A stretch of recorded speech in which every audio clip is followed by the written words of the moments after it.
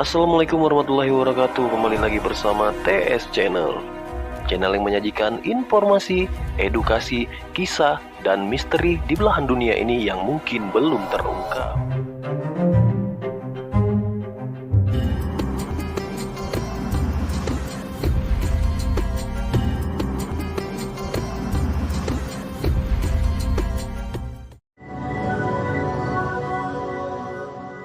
Itulah makna hadis qudsi ketika Nabi ditanya, "Man tabata kunta nabiyan?" Kapan engkau menjadi nabi? Jawaban beliau, Adam baina ruhin wa tin. Adam masih tanah. Adam belum dicipta. Aku sudah jadi nabi.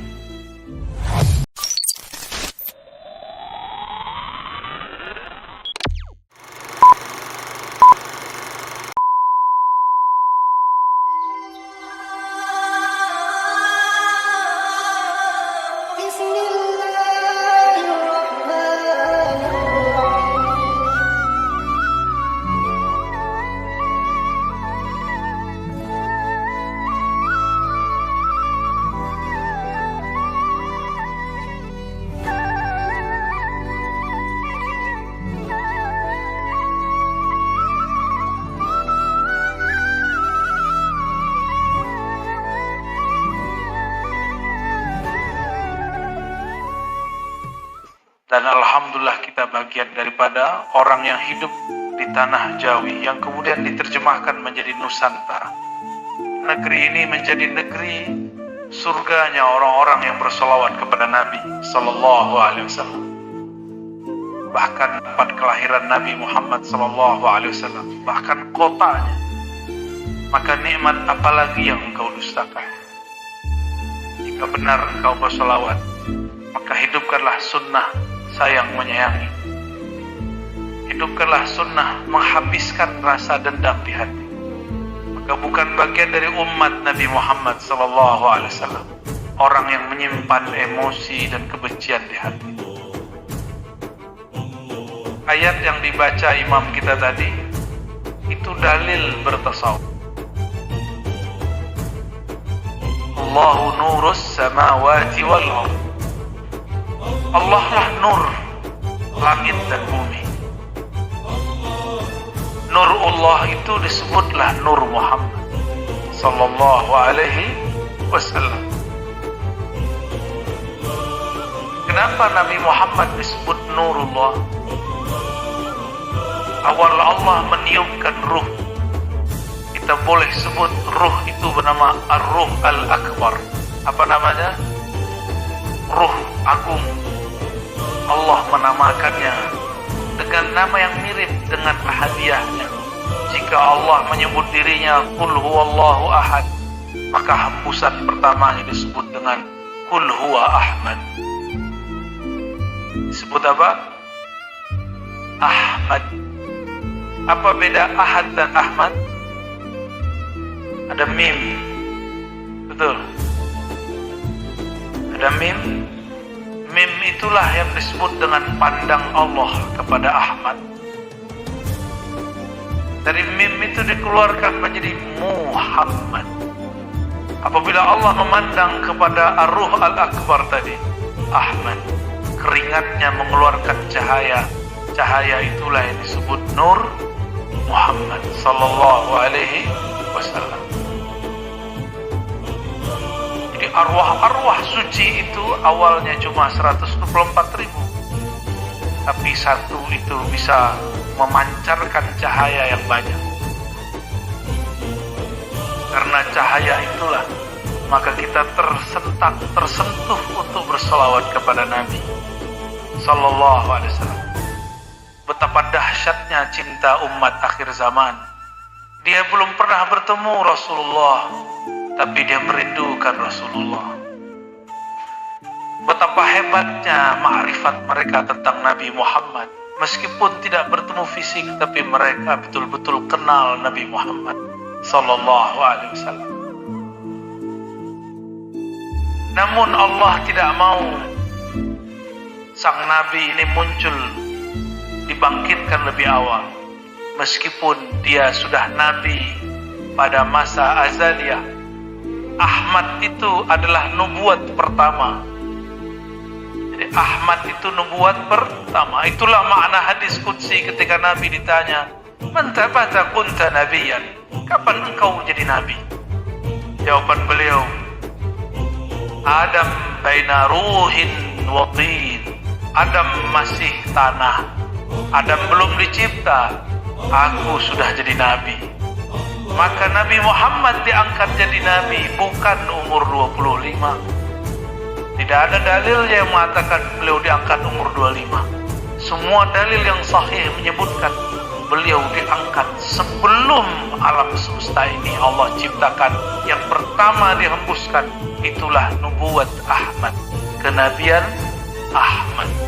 Jadi Nabi Muhammad itu makhluk tertua, tapi akhiruhum ba'tha, yang terakhir diutus. Ana awwalu nabiyyin khuliqa wa akhiruhum ba'tha. Yang pertama dicipta, yang terakhir diutus. Yang pertama dihembus, yang terakhir juga nanti akan menghancurkan musuh-musuhnya. Itulah makna di akhir zaman akan muncul seorang imam min waladi Fatimah, dari keturunanku jalur Fatimah. Ismuhu yuwati usmi, isimnya sama dengan isimku. Apa isimnya Nabi Muhammad?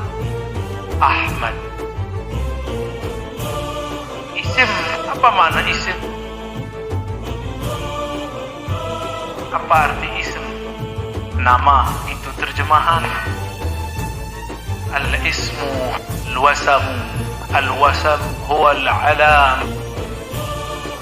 Yang pertama makna isim itu tanda. Maka tanda-tanda keruhanian Ahmad ada pada imam akhir zaman. Makna kedua daripada isim adalah al-ulu, keluhuran, ketinggian. Maka keilmuan imam akhir zaman itu semuanya persis seperti ilmu Nabi Muhammad sallallahu alaihi wasallam. Maka kekhalifahan al-Mahdi itu risalahnya Nabi Muhammad. Kewalian al-Mahdi itu warisan nubuat kenabian Nabi Muhammad. Coba diulang. Khalifahan al-Mahdi itu sama dengan kerusulan Nabi Muhammad. Disebut ismuhu yuwati usmi. Kewalian daripada al-Mahdi itu warisan mutlak dari kenabian Nabi Muhammad sallallahu alaihi wasallam. Karena semua wali pasti mewarisi nubuat para nabi. Dan yang mewarisi nubuat Nabi Yuna Ahmad hanyalah Al-Imam Al-Mahdi. Jadi kalau mau mencari imam akhir zaman, bukan yang aneh-aneh, tapi yang isimnya sama dengan isim Nabi Muhammad. Bukan isim KTP, bukan nama KTP, ini nama rohani. Ini derajat kerohanian. Jadi untuk apa kita sholawatan selama ini? Untuk apa kita berzanjian selama ini? Untuk apa kemudian kita baca Sibtuturon? Semuanya supaya rohani ini merindui Nabi Muhammad sallallahu alaihi wasallam. Terbiasa mendengarkan sifat-sifat beliau, nama-nama beliau. Seandainya nanti keluar pewaris mutlaknya, kita langsung paham itulah dia. Itu rahasianya. Makanya iblis tidak mau tenang. Iblis kebakaran jenggot kalau ada orang buat maulidan, ada buat orang Isra Mi'raj, ada sholawat, kebakaran jenggot. Memang iblis punya jenggot ya? Ada, Pak.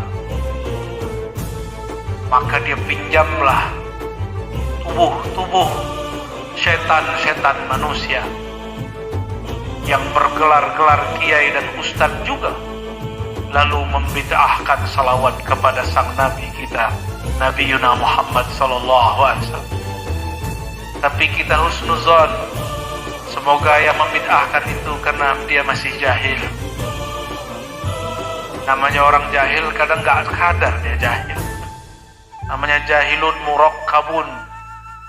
Tahu jahil murakkab? Udahlah jahil la yadri annahu jahil. Udahlah jahil tidak tahu dirinya jahil. Berguru lagi, jangan berhenti di satu guru.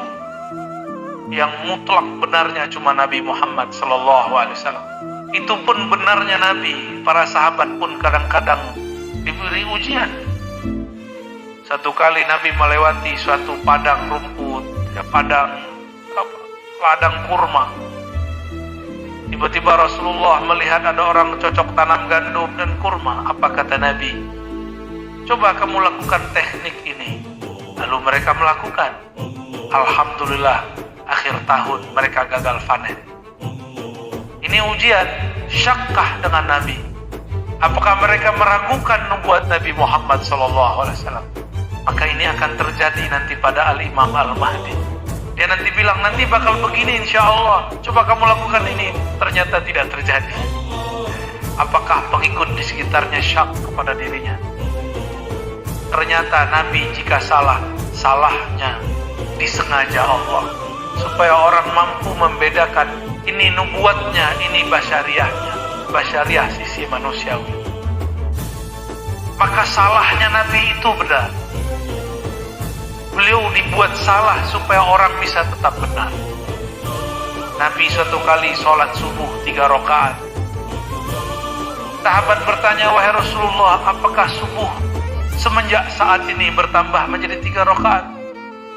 Tidak ada satupun yang berani teriak di belakang, subhanallah, gak ada yang berani. Akhirnya Nabi bertanya, sudah ngobrol panjang, apakah si fulan benar? Kata sahabat yang lain, benar wahai Rasulullah. Ulun menyaksikan Rasulullah. Semuanya sadar. Akhirnya Nabi kemudian sujud sahwi. Kalau Nabi tidak pernah keliru dan salah, bagaimana cara umatnya jika salah? Bedanya Nabi tidak dibikin Allah maksiat, tapi Nabi itu merasa bermaksiat. Itu bedanya. Antum sudah maksiat tapi gak merasa. Saya kan udah sholat. Maksiat tidak hanya fisik bro. Maksiat itu ada pada fisik, ada pada akal, ada pada kolbu, ada pada ruh.